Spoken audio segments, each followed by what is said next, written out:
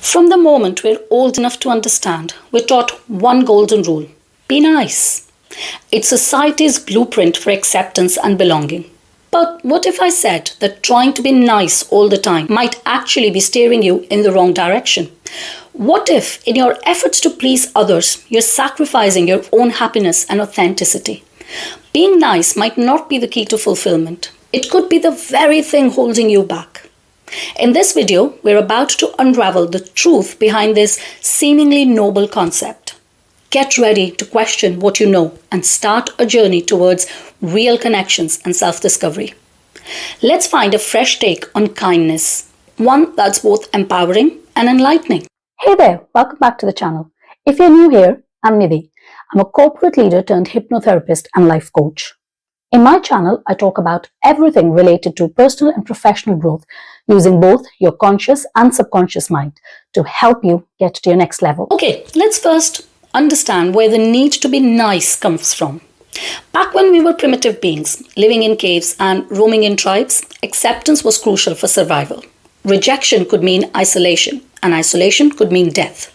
Our survival instincts drove us to fit in and be nice to ensure our place within the tribe. However, in today's modern world, isolation doesn't pose the same threat. So we shouldn't prioritize being nice just to fit in. Placing everyone else's needs ahead of our own, making people-pleasing our main objective, only leads to sacrificing our authenticity and well-being. We must also remember that no one can reject us except ourselves. No one really has the power to reject us if we choose not to give it to them. Another important aspect to consider is that there is a difference between being nice and being kind. And it's kindness we should aspire for, not being nice. Let me explain using an example. Meet Aisha. Aisha is a kind of person who always goes out of her way to be nice. She smiles brightly at everyone she meets, never hesitates to lend a hand, and always says yes to favors, even when it inconveniences her. One day, Aisha's friend asks her to help move to a new apartment. Now, despite having a busy schedule herself, Aisha agrees without hesitation. She spends the entire day lifting heavy boxes and furniture, plastering a smile on her face, even though she's exhausted. Now, let's rewind and see Aisha in a different light. This time, Aisha decides to be kind instead of nice. When her friend asks her to help move, Aisha takes a moment to consider her own schedule and energy levels. She realizes that she has a lot on her plate and that helping her friend move would leave her drained and stressed. So, Aisha kindly explains to her friend that she can't help with the move, but offers to treat her to dinner instead as a way to celebrate the new place. Her friend understands and appreciates Aisha's honesty and thoughtfulness. You see, in both these scenarios, Aisha's intentions are good. But in the first one, she's simply being nice, putting others' needs above her own without considering the impact on herself. In the second scenario, Aisha chooses kindness by prioritizing her own well-being while still showing empathy and offering support in a different way. Being nice is about outward actions, while being kind is about considering both others' needs and your own boundaries. So, how do we change our perspective from being nice to being kind? Here are some effective things you can do. Number 1, setting boundaries. Quite often, in our desire to be nice, we overlook the need to set personal boundaries as our focus is mainly on prioritizing the needs of others. Over time, this can lead to not just physical and mental fatigue, but also a feeling of unfulfillment. Think of your needs like a chef taking essential supplies on a ship journey. Just as a chef carefully selects ingredients they absolutely need to carry with them for a recipe, you need to carefully choose and prioritize your needs to maintain balance. For example, you absolutely love your car, but a friend always asks to borrow it.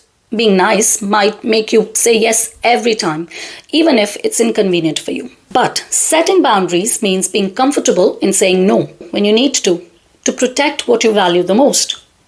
This leads us nicely on to the next point, saying no. Saying yes often triggers the brain's reward system, releasing dopamine and making us feel good.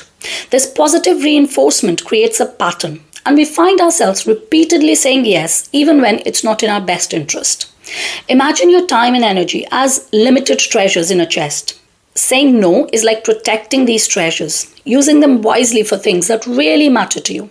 For instance, if a coworker asks you to take on an extra project that you just can't handle, saying no isn't unkind. It's about respecting your own limits and using your energy where it's most needed. Number 3, stop saying sorry.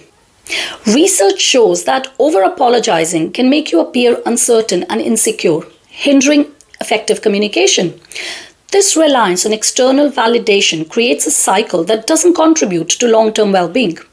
Think of apologies like valuable coins. Save them for real mistakes or slip-ups rather than just using them up on everyday things. For example, if you're late to a meeting because of traffic, apologizing shows respect for others' time. But constantly apologizing for small things like sharing your opinion lessens the impact when you truly need to apologize. Number 4, embrace authenticity. See yourself as a unique puzzle piece in a big picture. Embrace your quirks and imperfections. They're what makes you you. Authenticity is what holds everything together, making a beautiful picture. For instance, if you enjoy something unique like stargazing or making tiny models, don't hide it. Your authenticity will attract others who share your interest and deepen your connections. Number 5, empower yourself. Constantly seeking approval by being nice keeps you reliant on external signals for your thoughts and behaviors. To break free from this, start showing up as yourself in relationships or in general in life. Imagine yourself as a hero of your own story. You're in control of your journey, and every decision shapes it. Take charge of your life, making choices that reflect your strength and resilience. For example, if you're in a toxic relationship or job, empower yourself to make changes that prioritize your well-being. Whether it's setting boundaries, leaning on loved ones for support, or seeking new opportunities, remember you have the power to create a life that's true to you. In summary, we should shift our focus from just being nice to practicing kindness with boundaries and authenticity. By putting our well-being first and setting healthy limits, we empower ourselves to build real connections and live happier lives. It's not about always saying yes or seeking approval from others. It's about respecting ourselves while still caring for those around us. Let's start this journey of self-discovery and redefine what it truly means to be kind. I hope you liked this video. If you did, please don't forget to like, share and subscribe to the channel. It doesn't cost you anything, but it helps me bring content like this to you. If there's anything specific you would like me to cover, please put that in the comment section below and I will do my best to cover it in my upcoming videos. Until next time, take care.